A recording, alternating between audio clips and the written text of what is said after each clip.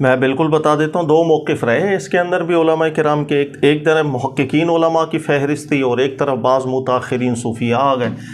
دفاع کرنے والے تو وہ صوفیاء ہی ہیں زیادہ تر آپ کو ملیں گے، اور وہ بھی متاخرین جو متقدمین صوفیاء تھے انہوں نے تو بالکل برات کا اظہار کیا۔ 309 ہجری کے اندر ان کو قتل کیا گیا تھا، حسین بن منصور حلاج کو، اور جب ان کا قتل کا حکم تھا فساد فی الارض کی بنیاد پر، اس وقت جتنے بھی علماء تھے سب نے اتفاق کیا تھا بالکل یہ اعلیٰ درجے کے فساد فی الارض کا مرتکب بھی ہو رہا ہے، اس میں کسی کا اختلاف نہیں رہا تھا۔ ہاں جو دور دراز کے علماء تھے انہوں نے سکوت اس لیے رکھا تھا کہ ہمارے سامنے سچویشن نہیں ہے، ہم جانتے نہیں ہیں اس بندے کے بارے میں یا وہ کیا ایکٹیویٹی پرفارم کر رہا ہے، تو انہوں نے سکوت رکھا تھا، بس اتنی سی بات ہے۔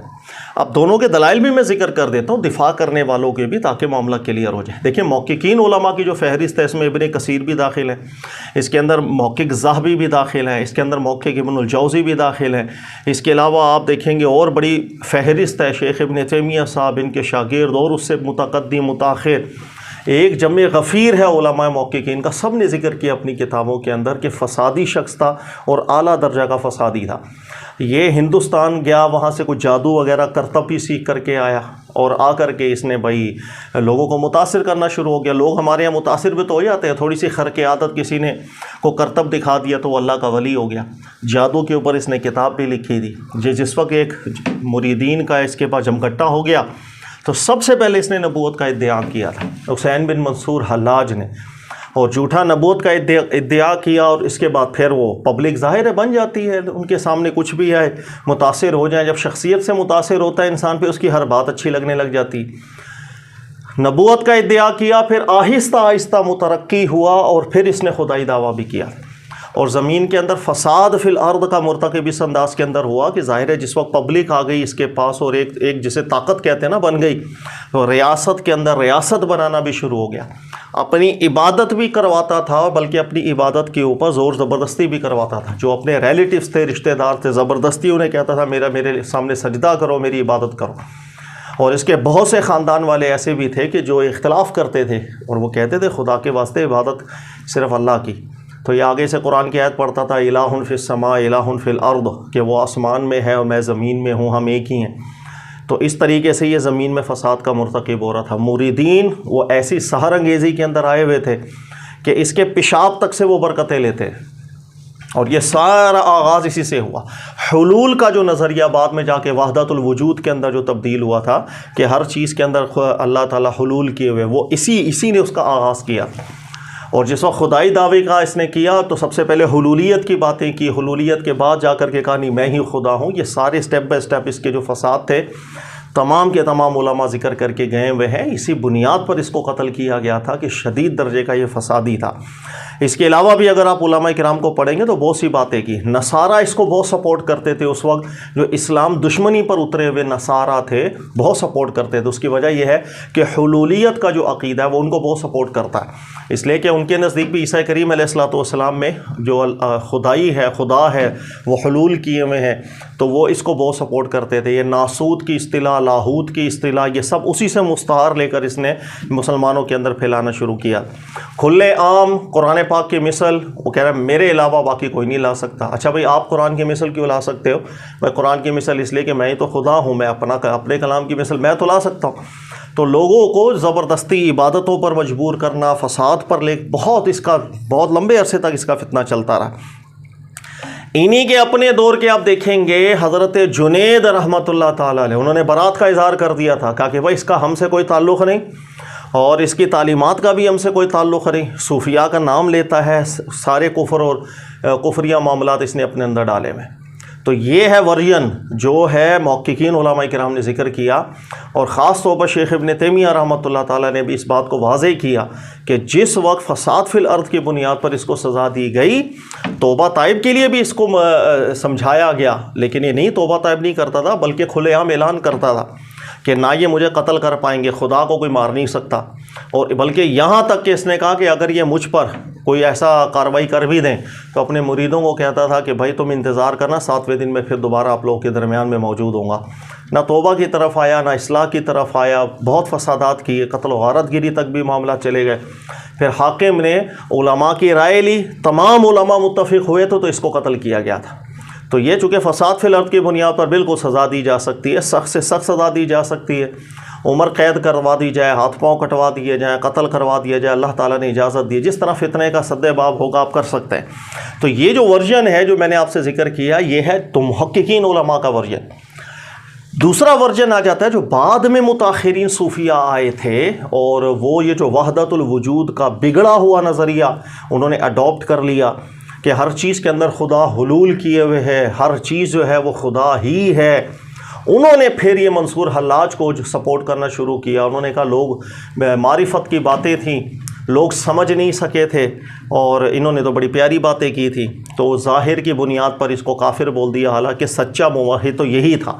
یہ پھر متاخرین دور کے اندر یہ معاملات ہوئے۔ اس کی دو دلیلیں دی جاتی ہیں، آپ نے کتابوں میں پڑھی ہوں گی، نہیں پڑھی ہوں گے تو دیکھ لیجئے گا، دو دلیلوں کے علاوہ کوئی دلیل آپ کو نہیں ملتی۔ پہلی دلیل وہ یہ ذکر کرتے ہیں کہ بھئی اگر ایک جن ہے وہ انسان کے جسم کو متاثر کر دیتا ہے، دماغ کو جو متاثر کر دیتا ہے، جس کو عام اصطلاح کے اندر آپ لوگ کہتے ہیں کہ فلاں میں جن آ گیا اور وہ تصرف کر رہا ہے، اس نے کہا کیا اللہ تعالیٰ جن کے اتنے بھی قابل نہیں ہے، طاقت نہیں رکھتا نعوذ باللہ کہ وہ اس طرح کسی انسان کے اندر اس کی زبان سے کلام کرنا شروع کر دے؟ یہ ہے سر دلیل۔ اور دوسری دلیل وہ ایک واقعہ گڑا ہوا ہے، جس کو واقعے کو سن کر بھی آپ متعجب ہو جائیں گے۔ وہ واقعہ یہ کہ ان کی جو بہن تھی، بہت اللہ کی نیک خاتون تھی، وہ راتوں کو جنگل میں جا کے اکیلی عبادت کر کے آتی تھی۔ انہوں نے کہیں دیکھا کہ یہ رات کو کہیں جاتی ہے، ان کو شک ہوا، تو یہ تھوڑا ایکٹنگ انہوں نے کی سونے کی، تو رات کو جس وقت بہن اٹھ کے جنگلوں میں جانے لگی عبادت کے لیے، پیچھے پیچھے چلے گئے۔ جب دیکھا کہ بیچ جنگل کے اندر وہ عبادت کر رہی ہے، تو آسمان سے ایک زنجیر سے لٹکا ہوا پیالہ ان کے پاس آیا، اس میں کوئی مشروب تھا۔ تو یہ حسین بن منصور حلاج کہتے ہیں کہ میں لپک کے میں نے وہ پیالے کا پانی، کچھ جو بھی مشروب تھا میں نے پی لیا۔ وہ پینے کے بعد مجھے ایسی کیفیت طاری ہوئی کہ میں کہنا یہ مطلب لوگ کہنا یہ چاہتے تھے کہ میں سب سے زیادہ حق رکھتا ہوں کہ میں اللہ تعالیٰ کا قرب حاصل کروں، اس کی عبادتیں کروں، لیکن وہ لوگوں نے سمجھ لیا کہ یہ عن الحق خدائی دعویٰ کر رہا ہے، لوگوں نے مار دیا۔ یہ اتنا بھونڈا ورژن ہے، آپ خود دیکھ لیں، یہ تعویلیں کی جاتی۔ یعنی ایک بہن ہے، وہ آدھی رات کو نکل کے جنگلوں میں عبادت کرے، یہ شرعاً جائز ہے ایسی عبادت کہ آپ کے دین نے مشروع رکھی ہے، اللہ نے، اس کے رسول پاک علیہ الصلوۃ والسلام نے، اکیلی تنہا جنگلوں کے اندر جو ہے نا عبادت خاتون کر رہی ہے۔ تو کہنے کا مقصد کہ واقعات خود بتاتے ہیں کہ متاخرین دور کے اندر جس وقت اس کا دفاع کیا گیا تو وہ بھونڈی دلیلوں کی بنیاد پر کیا گیا۔ اس کے مقابلے میں جتنے بھی جید علماء ہیں جو سند ہیں قال رسول اللہ صلی اللہ علیہ وسلم کے حوالے سے بھی، ابن کثیر، امام ذہبی، جتنے علماء میں یہ تو سند ہے رسول اللہ صلی اللہ علیہ وسلم کے حوالے سے بھی، ہمیں تحقیق کر کے بتاتے ہیں حدیث ٹھیک ہے یا نہیں ہے۔ ان کا ورژن بالکل واضح ہے کہ فساد تھا، بالکل اس دور کے علماء کا اتفاق گزرا تھا، اس کی کسی تعلیمات کا دین اسلام سے کوئی تعلق نہیں تھا، سخت ایکشن لیا گیا تھا، اور اس کی ابن کثیر نے تعریف کی بدایع النہایہ کے اندر اس قاضی کی، غالباً ابو عمر یا ابو عمر کیا نام تھا، جس قاضی نے فیصلہ دیا تھا فساد فی الارض کی بنیاد پر۔ تمام علماء سے مشورہ لیا، سب نے یونینیمسلی کہا تھا کہ بالکل اس سے بڑھ کر فساد اور کیا ہوگا کہ جو اس نے برپا کر رکھا ہوا ہے یہاں پر۔ تو یہ دو ورژن ہے سر، اب آپ دیکھیں، اور یہ جو دو دلیلیں میں نے آپ سے ذکر کی ہیں، ہر کتاب کے اندر حسین بن منصور حلاج کے حوالے سے یہی دو چیزیں ملیں کہ جن اگر انسان میں حلول کر کے باتیں کر سکتے ہیں، اللہ کیوں نہیں کر سکتے؟ نعوذ باللہ من ذالک، اندازہ کر لیں۔ دوسری دلیل یہی دیتے ہیں وہ بہن والا واقعہ کہ آدھی رات کو چلی گئی تو مشروب پی لیا، اور یہ دونوں واقعات آپ کو کتابوں میں ملیں گے، اور کسی کتاب کو دیکھیں یا نہ دیکھیں، ہمارے یہاں جو زیادہ متداول کتاب ہے فتاوی رضویہ، آپ اس کو دیکھ لو، اس کے اندر بھی یہ دونوں واقعہ لکھے ہوئے ہیں۔ جن والی دلیل سے بھی قائل کیا گیا ہے، اور یہ جو بہن رات کو نکل گئی آدھی رات کو جا کے عبادت ہے، یہ واقعہ بھی لکھا۔ اس لیے بھونڈے واقعات سے دفاع نہیں کیا جاتا، غلط بات ہے۔ اسی سے آغاز ہوا تھا وحدت الوجود کے نظریے کا، حلول والے نظریے کا۔ یہود و نصارہ کی خاص طور پر سپورٹ رہی تھی کہ ان کا اس سے بڑا مقصد حاصل ہوتا تھا، تو ان چیزوں کو نہیں قبول کیا جا سکتا۔ جب کبھی ایسی سچویشن ہو تو جہاں محققین علماء جو قرآن سنت کے استدلال کے ماہر تھے، ان کے قول کو ترجیح دی جاتی، اس لیے کہ پھر فتنے کا آغاز ہو جاتا ہے۔ یہی وجہ ہے کہ آج ہمارے یہاں جب اتنی بڑی چیزوں کا جب دفاع کیا جا رہا ہوتا ہے نا، تو اس سے پھر لوگوں کے نظریات خراب ہو جاتے ہیں، وہ کہیں وحدت الوجود کو بھی ٹھیک سمجھنا شروع ہو جاتے ہیں، بلکہ نعوذ باللہ کفر اور شرک کی باتوں میں بھی پھر وہ سمجھنا شروع ہو جائیں گے کہ نہیں یہ تو معرفت کی بات ہے۔ یہی ہمارے یہاں ماحول معاشرے کے اندر آپ کو دیکھنے کو ملتا ہے کہ بہت سے ایسے لوگ جس کو علم نہیں ہوتا وہ پھینکی جا رہے ہیں. لوگ کہہ رہے ہیں معرفت کی بات ہے مولانا آپ کو کیا پتا. وہ تقریریں سننے میں ابھی چھٹے آسمان پہ تھا, کل رات کو میں نے وہاں پر یہ منظر دیکھا, وہاں پر ایک دریا تھا. نہ آپ چھٹے آسمان گئے سر, نہ کسی نے دیکھا, وہ جو مرضی آپ کو سٹوری سنا دے. تو معرفت کے نام پہ ہر چیز نہیں چلتی ہے. درست قول اس کے اندر وہی ہے جو موقع گیر علماء نے لکھا. ہاں ایک چیز ذہن میں رکھ لیجیے گا جو اکثر میں ذکر کرتا ہوں, شیخ ابن تیمیہ رحمۃ اللہ علیہ کے حوالے سے ان سے ذکر ہوا تھا ایک جگہ کہ سر منصور حلاج کے حوالے سے تو سزا بھی اس کو دی گئی فساد فی الارض کے, خدائی دعویٰ بھی کیا, نبوت کا بھی کیا. اللہ کی بارگاہ میں اس کے لیے کیا ہم ایک رکھیں کہ اللہ کی بارگاہ میں اس کا کیا فیصلہ ہوگا. 90 تلے الفاظ میں شیخ ابن تیمیہ صاحب نے ذکر کیا. انہوں نے فرمایا اللہ کی بارگاہ کا حکم ہم نہیں لگا سکتے, اس کی بارگاہ میں کیا عذر ہے کیا عذر نہیں ہے وہ جانے.